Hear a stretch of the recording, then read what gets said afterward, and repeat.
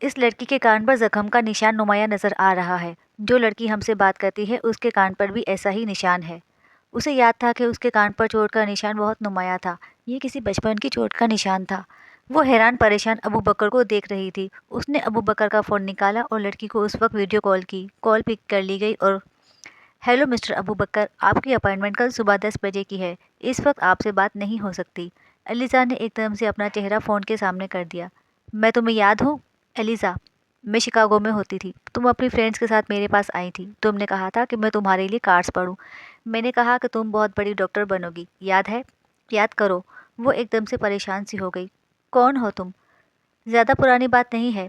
मैं भी स्कूल में थी और तुम भी। तुम मेरी पेशगोई सुनकर दिल बर्दाश्त हो गई थी और तुमने खुदकुशी कर ली थी। तुम मर गई थी। ओ हाँ, मैं तो मर गई थी। तो अब तुम जिंदा कैसे हो गई हो? वो जिंदा ही थी। बाप पर प्रेशर डालने के लिए उसने खुदकुशी की थी, लेकिन बाप ने उसे बर वक्त बचा लिया था। फिर वो न्यूजीलैंड चले गए थे। अपनी खुदकुशी की खबर उसने खुद ही बढ़ा चढ़ाकर फैला दी थी। वही टीनेजर्स की बेवकूफ़ाना हरकतें। उसके बाप ने उसे म्यूज़िक स्कूल जाने की इजाज़त दे दी थी, लेकिन म्यूज़िक का भूत 4-6 महीने में उतर गया था। वो बाप की ख्वाहिश के मुताबिक साइंस पढ़ने लगी थी। वो डॉक्टर बन रही थी और साथ साथ अपने बाप डॉक्टर के लिए काम भी कर रही थी। तुम्हारा बॉयफ्रेंड हैरी पी कह रहा था कि तुम मर चुकी हो। उससे जान छुड़ाने के लिए एक खुदकुशी का ड्रामा मैंने उसके साथ भी कर दिया था। अच्छी ड्रामेबाज लड़की थी वो, जान पर खेलकर जान छुड़ा रही थी। अब मेरी बहन एक बार और जान पर खेलकर मेरी जान भी आज़ाद करवा दो। वो तुमसे बात करना चाहता है। तुम इससे बात कर लो और हमें हमारी डायरी दिलवा दो। मामला तय हो गए। आइए आगे देखते हैं क्या हुआ। जैसे कॉन्वोकेशन तकरीब के लिए स्टूडेंट तैयार होकर बन ठन कर जाते हैं, ऐसे ही वो दोनों तैयार तैयार शैयार होकर हैरी के पास यूनिवर्सिटी डायरी लेने पहुंच गए थे। अबू बकर ने आज सुरमई रंग का नया कोट पहना था। उसने भी एक अदद नई जैकेट पहनी थी। पापा ने उसे कुछ पैसे भिजवाए थे जिससे इसने शॉपिंग कर ली थी। आज उसे यकीन था कि काम बन जाएगा।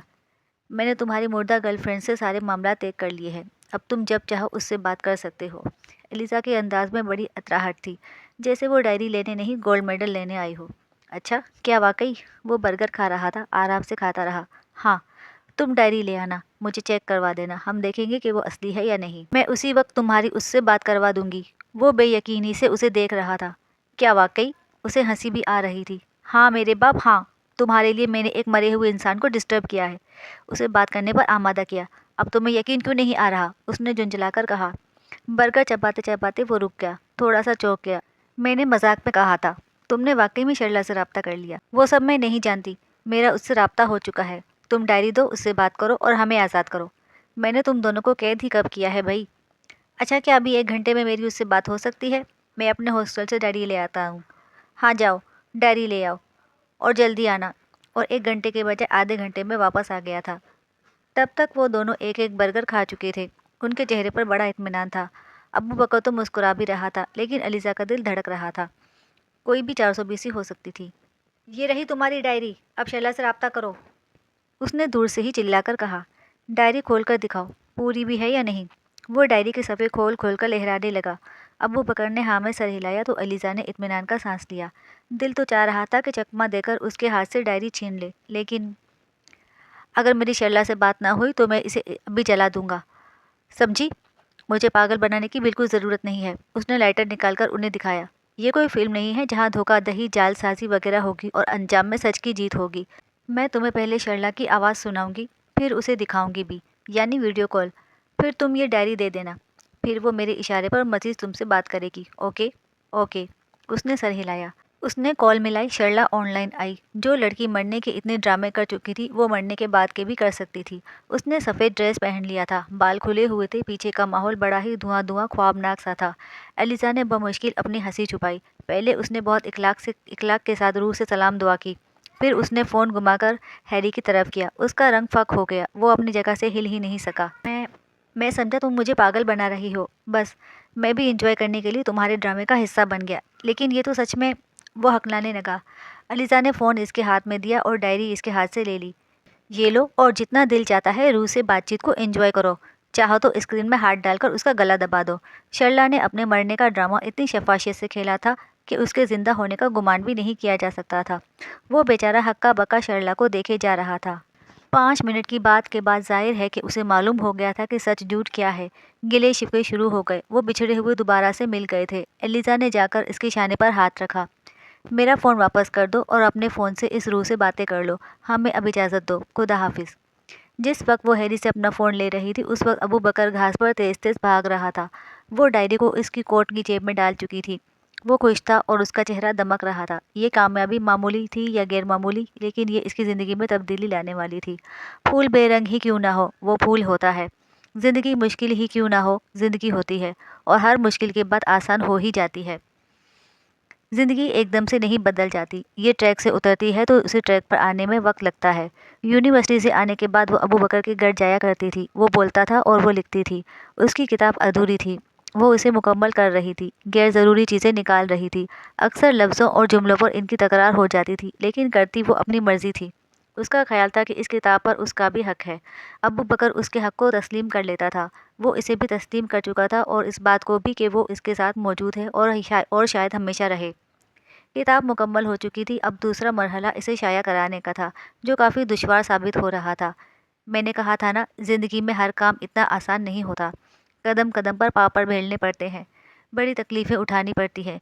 कहीं तारीक जंगलों और कहीं दलदली रास्तों से वास्ता पड़ता है। कितने ही पब्लिशर्स इसे रद्द कर चुके थे। अब वो परेशान होती थी, लेकिन अबू बकर हंस दिया करता था। जाहिर है कि वो बदल चुका था। बात सिर्फ डायरी के मिलने की नहीं थी, उसने उससे पहले ही खुद को बदल लिया था।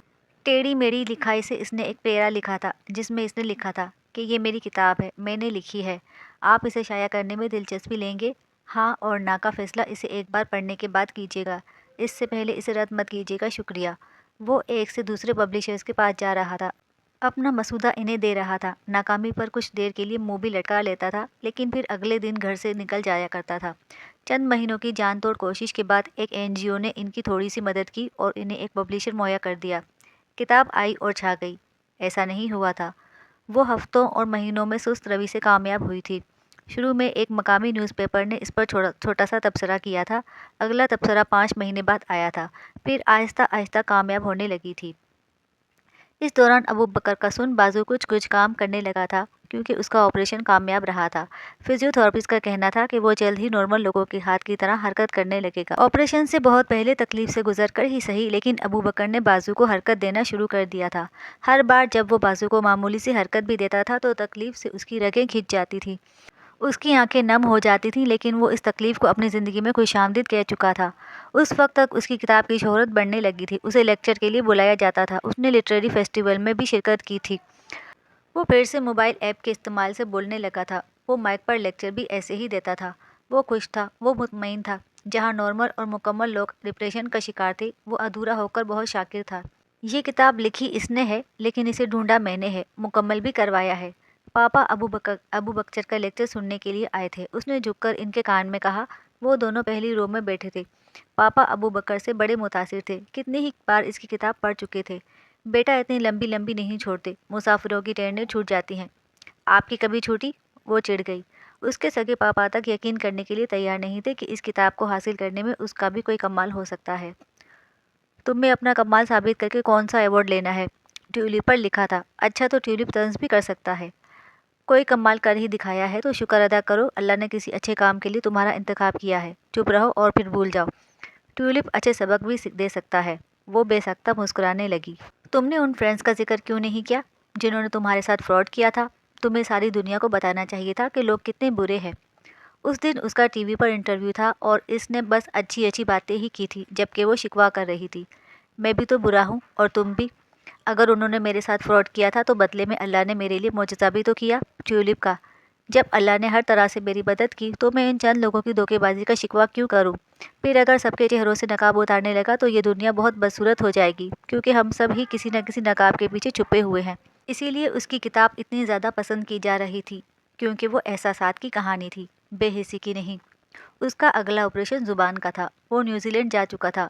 एग्ज़ाम के बाद उसे भी घर वापस चले जाना था, लेकिन उसके वापस जाने से कुछ दिन पहले एक वाक़या हुआ, छोटा सा। वो रोड क्रॉस कर रही थी, बारिश हो रही थी, छाता उसके हाथ में था और कोई बहुत शिद्दत से पूरी कुव्वत से इससे टकराया था। वो घूमकर गिर गई थी, छाता भी दूर जा गिरा था और किसी का दिल उसके कदमों में। तुम्हें चोट तो नहीं आई? मुझे तुम्हें ऐसे गिराकर कोई खुशी तो नहीं हुई, लेकिन क्या करूं, सोचा कुछ पुरानी यादों को ताज़ा कर लिया जाए। इस बार उसे उठने में मदद देने के लिए उसने इसकी तरफ अपना हाथ बढ़ाया था। उसकी आवाज़ खूबसूरत थी, उसे बोलने में दिक्कत हुई थी, लेकिन शायद वो इस फिक्रे की बहुत ज़्यादा मशक करता रहा था। क्रॉसिंग पर गिरे गिरे वो यकटक उसे बोलते हुए सुन रही थी। उसके भीगे बालों से बूंदें गिरती हुई देख रही थी। वो आज भी छाता नहीं लाया था। क्यों? क्योंकि अपने इकलौते हाथ को इसे एलिजा की तरफ बढ़ाना था। तुम वापस कब आए? तुम्हारी सर्जरी कामयाब रही? उसका हाथ थामकर वो उठ खड़ी हुई। हाँ, मैंने कहा था ना, मेरे पास 2 ही चीज़ें थी जिन पर मुझे यकीन रखना था। एक अपनी गोयाई पर, एक अपनी किताब पर। अल्लाह ने मेरे दोनों यकीन कामिल किए। वो बड़े दिल से मुस्कुराई। अबू बकर ने सर उठाकर बारिश बरसाते आसमान की तरफ देखा। अब वो गुनगुना सकता था। आज बादल भी मुझसे कोई दास्तान कहने आए।